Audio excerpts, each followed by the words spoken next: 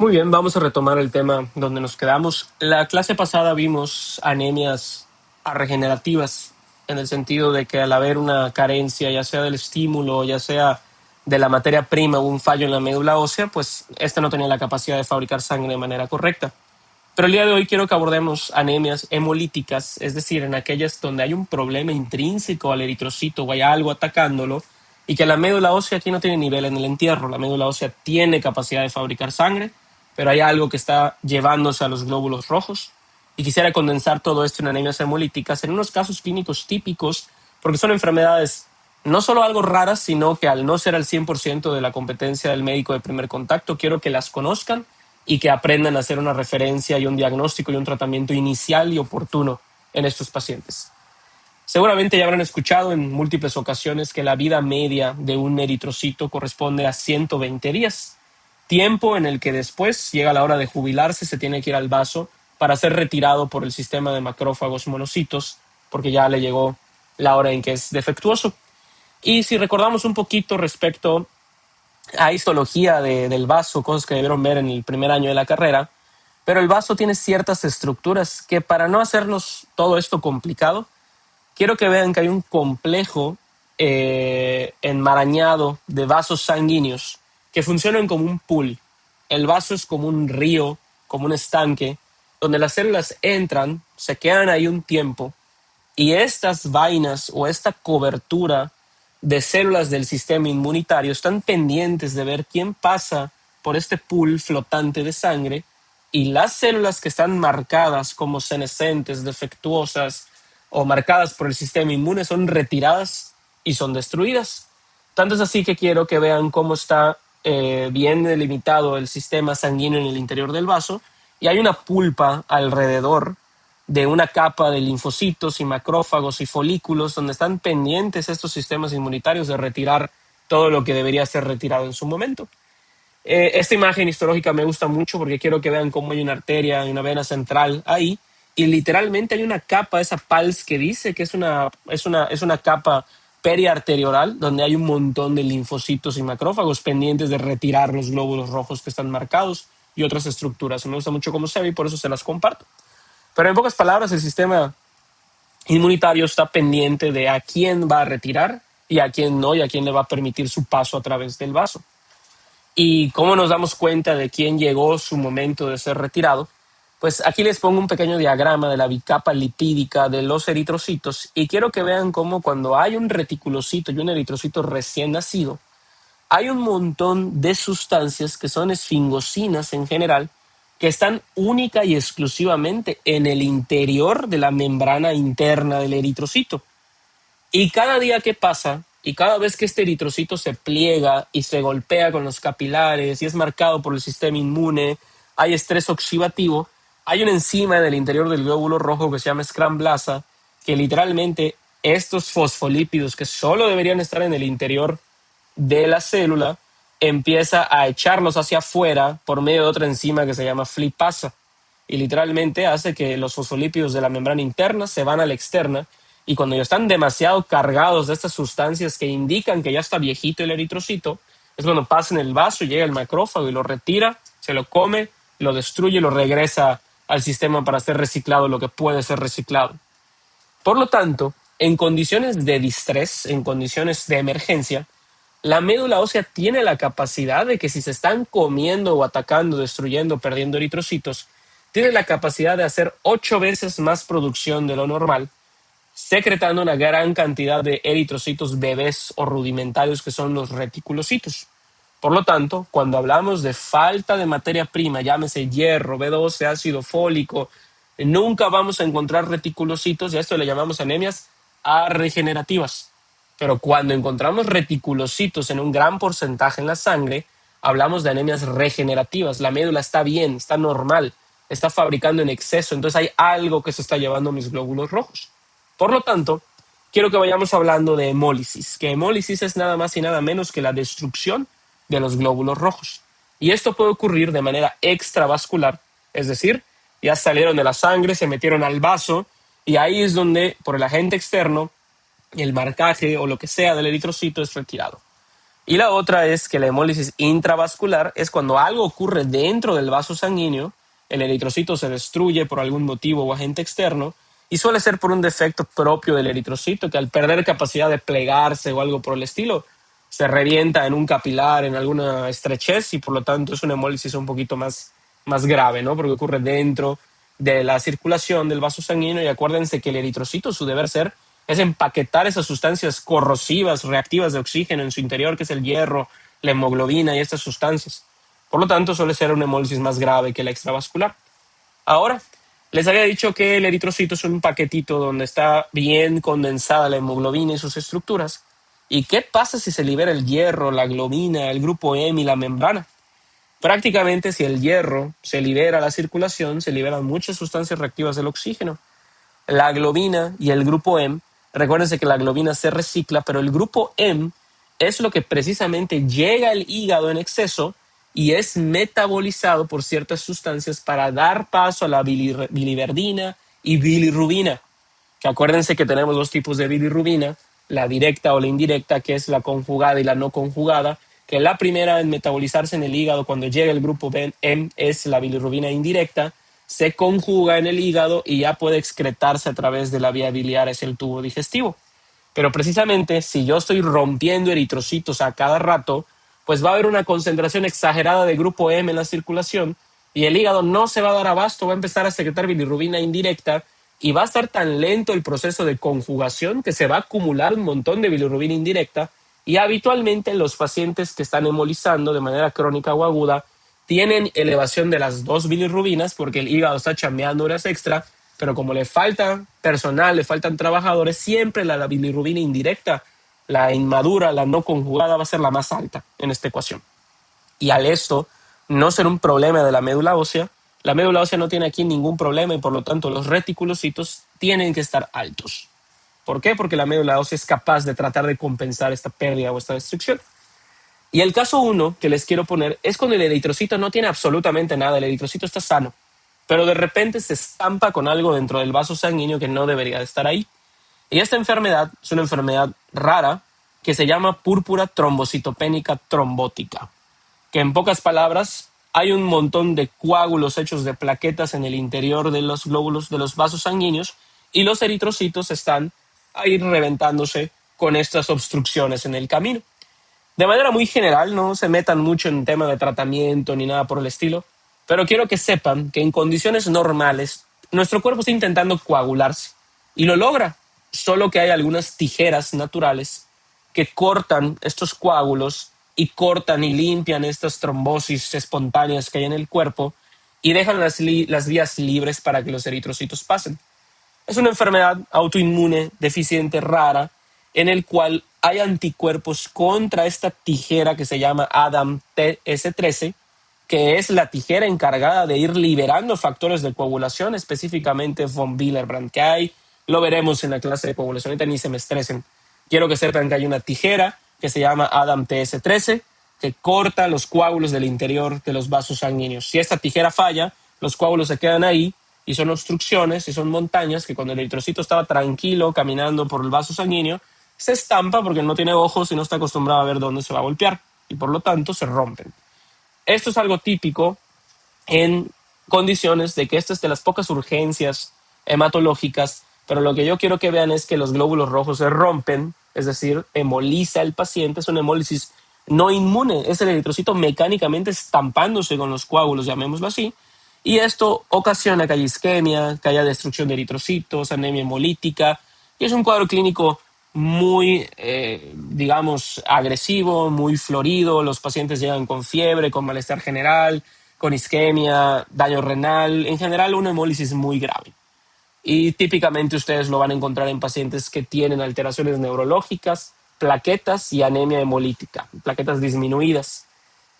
Típicamente en el frotis, algunas veces veo que lo preguntan otros médicos en los exámenes, pero quiero que sepan que lo clásico es que cuando hacemos una revisión en el microscopio de estas células, encontramos estas células en casco que se llaman esquistocitos, donde literalmente, si nos ponemos un poquito filosóficos, es un eritrocito que pues, se golpeó y no tiene un trozo, o sea, literalmente es un eritrocito que le falta un pedazo por haberse golpeado con un coágulo.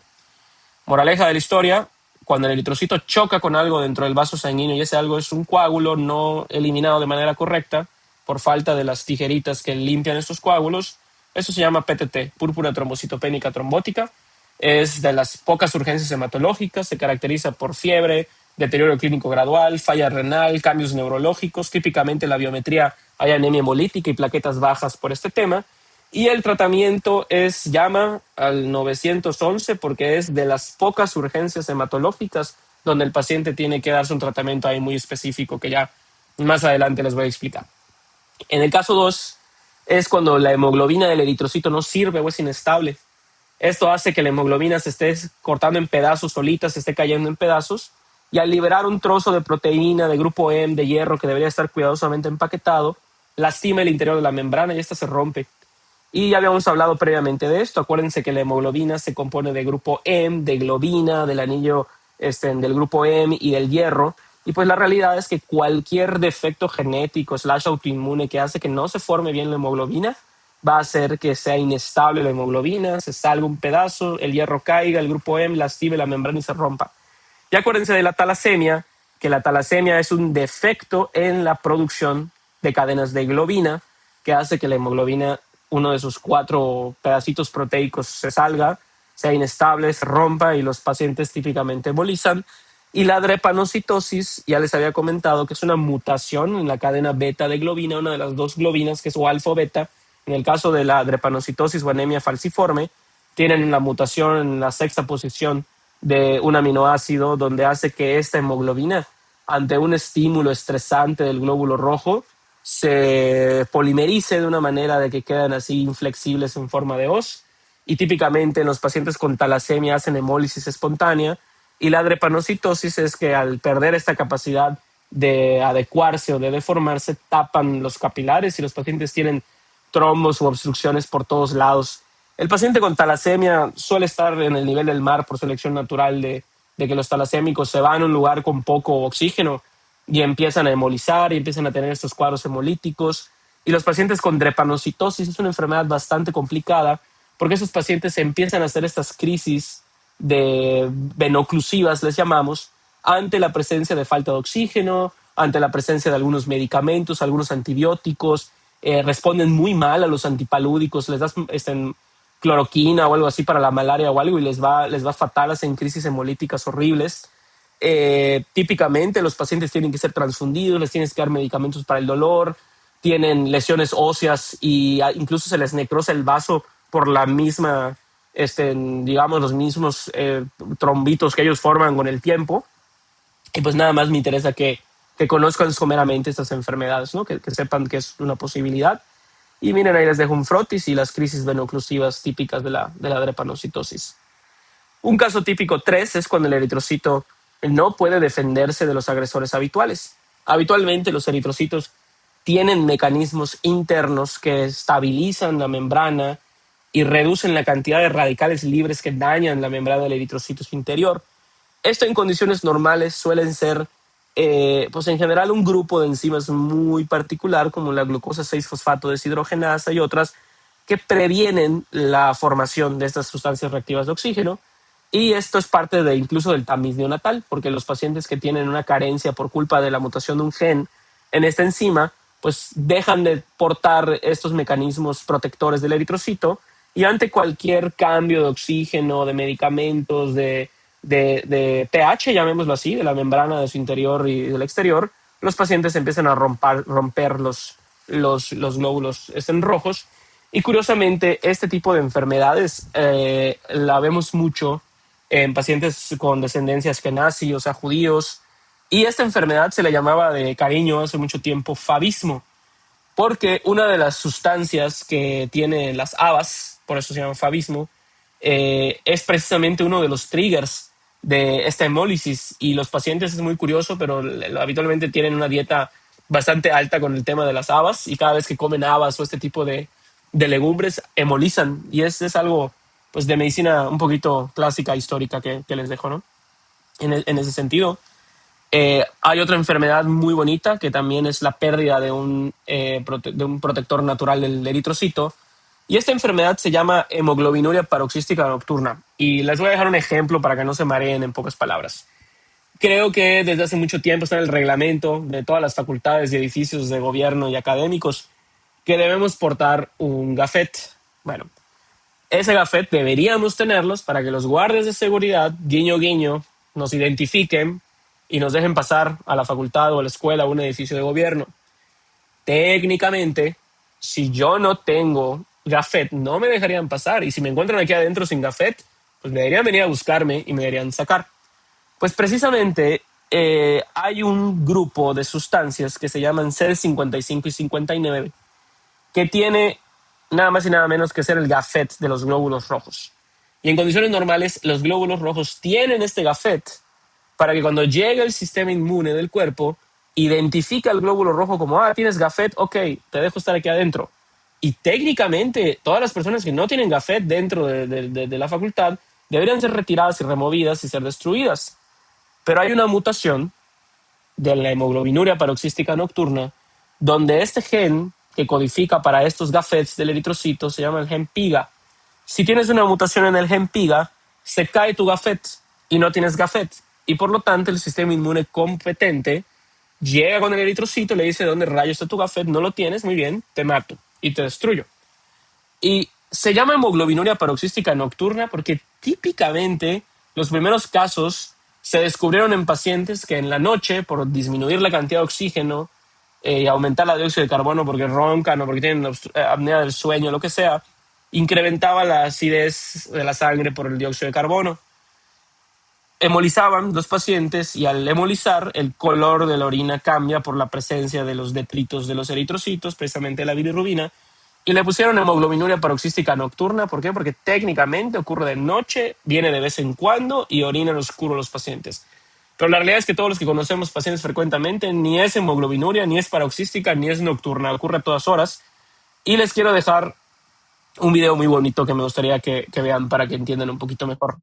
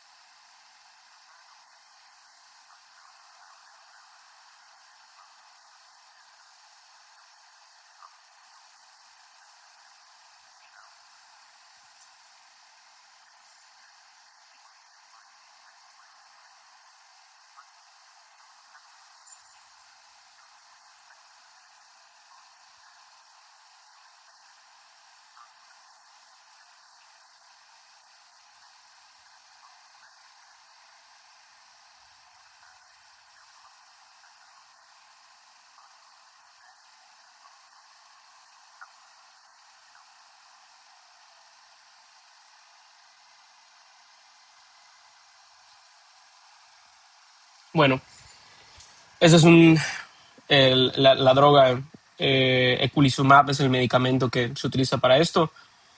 Por muchos años, casi una década, este medicamento fue el más caro del mundo y pues prácticamente es algo que limita bastante la terapia de los pacientes y ya hay uno nuevo que se llama ravulizumab, pero en general el trasplante de la médula ósea también da buenos resultados con los pacientes. Ya habíamos hablado de esto también previamente, cuando el paciente tiene un efecto en el citoesqueleto del eritrocito, pierde esa capacidad de ser un disco bicóncavo, ya hablamos varias veces de ello, se vuelve un esferocito, un eliptocito y pierde la capacidad contráctil y también se golpea en los capilares y en zonas donde ya no puede pues estrecharse, ¿no?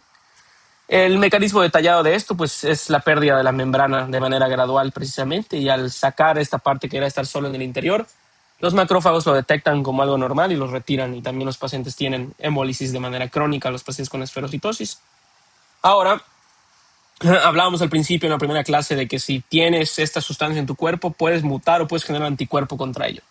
Y la realidad es que esta enfermedad se llama anemia hemolítica autoinmune, donde tus linfocitos, que en condiciones normales deben estar generando anticuerpos contra otras sustancias para protegerte, se atontan y se voltean contra ti y generan anticuerpos dirigidos específicos para la superficie de los glóbulos rojos. Esto ocurre de manera espontánea, esto ocurre de una manera muy rápida, de una manera muy agresiva, y típicamente los pacientes tienen una hemólisis mediada por autoinmunidad, teniendo un cuadro clínico característica en anemia de instauración rapidísima, ictericia por la presencia del grupo M y las bilirrubinas en la sangre, hemoglobinuria, y como es mediado por autoinmunidad, esto es una destrucción pues en general que ocurre en el interior del vaso y por eso los pacientes tienen el vaso inflamado. Y la prueba para detectar anticuerpos dirigidos contra los eritrocitos se llama la prueba de Coombs. Más adelante hablaremos de esto mañana en la clase ya de manera desglosada, pero quiero que sepan que estas anemias hemolíticas se dividen en dos grandes grupos, las anemias hemolíticas autoinmunes de anticuerpos calientes y fríos. Calientes porque ocurre a temperatura corporal ambiente y fríos todo lo que es debajo de esa temperatura. Típicamente los anticuerpos calientes vienen asociados a otras enfermedades autoinmunes y los fríos a algunas enfermedades infecciosas como Mycoplasma pneumoniae. Es sumamente frecuente que tengamos enfermedades autoinmunes de la sangre en pacientes que tengan ya otros antecedentes de enfermedades autoinmunes. Esto es típico de encontrar en pacientes con hipotiroidismo, con vitiligo, con lupus, con artritis reumatoide, con Sjögren, esclerosis sistémica, y es parte del espectro de muchas enfermedades y criterios de otras enfermedades autoinmunes. Y yo quiero que simplifiquen esto y vean de que si tú ya tienes una enfermedad autoinmune, tus linfocitos y los anticuerpos, si ya se fastidian de atacar una cosa en tu cuerpo, se pueden voltear contra cualquier otra. Y casi siempre, desafortunadamente, es en contra de la pobre sangre. Y esto se llama anemia hemolítica autoinmune. Naturalmente, como esto es mediado por linfocitos y por anticuerpos, el tratamiento pues es matar a los linfocitos que nos destruyen. Y los linfocitos responden muy bien a los corticosteroides, al rituximab, que es un anticuerpo monoclonal, que es un anticuerpo que mata linfocitos. Algunas ocasiones, y hace mucho tiempo ya no se utiliza, pero antes daban quimioterapia dirigida a matar a los linfocitos. Y como les comentaba, ser hematólogo es muy sencillo. ¿Dónde ocurre la destrucción de los glóbulos rojos? En el vaso. Pues ya una etapa efectiva, pero ya de última instancia, es quitarte el vaso, que es esplenectomía, y esto cura a la gran mayoría de los pacientes. Un 70% de los pacientes ya entran en remisión prolongada. Y algo que yo les quiero dejar de mensaje es, siempre en enfermedades autoinmunes hay que buscar la causa. Típicamente los pacientes que debutan con una enfermedad autoinmune, a menos del tema de la sangre, al menos en hematología, hay que buscar que no tengan lupus, que no tengan artritis reumatoide, que no tengan otra enfermedad autoinmune secundaria, que no tengan una neoplasia, por ejemplo. Típicamente pacientes con algunos tipos raros de leucemia crónica debutan así con anemia hemolítica. Hay infecciones asociadas a esta, como el Helicobacter pylori, que es un bicho que casi todos tenemos, Mycoplasma pneumoniae. Hay un montón de enfermedades infecciosas que pueden asociarse a esto. Y ya luego entonces, si ya le buscas enfermedades autoinmunes, cáncer, infecciones, y nada es evidente en los estudios y en la clínica del paciente, pues ya puedes decir que es una anemia hemolítica autoinmune idiopática, es que no sabes de dónde vino esta enfermedad, ¿no?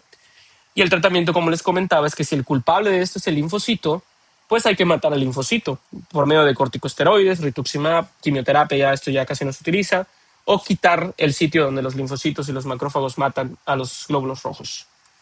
En el caso del esteroide, esto es algo muy importante que les quiero explicar el día de hoy.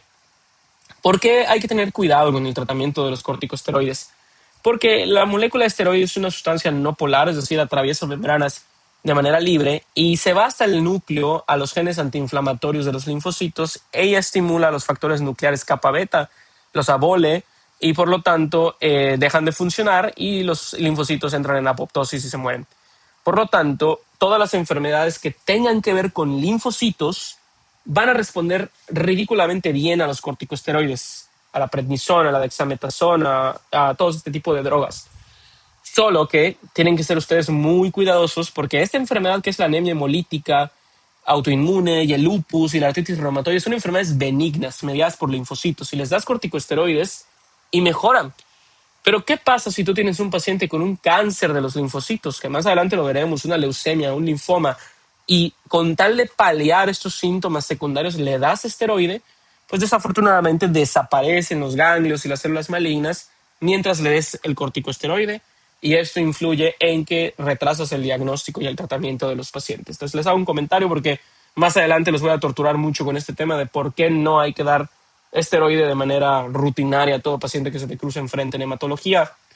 Los efectos adversos de los corticosteroides es que prácticamente fregan todo, tienen efectos adversos en general, insomnio, los pacientes, sobre todo ancianos, tienen psicosis, el bien descrito síndrome de Cushing, generan resistencia a la insulina, diabetes, aumento de peso, edema, los pacientes se vuelven hipertensos, tienen osteoporosis, tienen en general un gran conglomerado de efectos adversos debido al uso prolongado de estos medicamentos y por eso cada vez que diagnostiques una enfermedad autoinmune no es nada más toma la cortisona y te va a ver bien.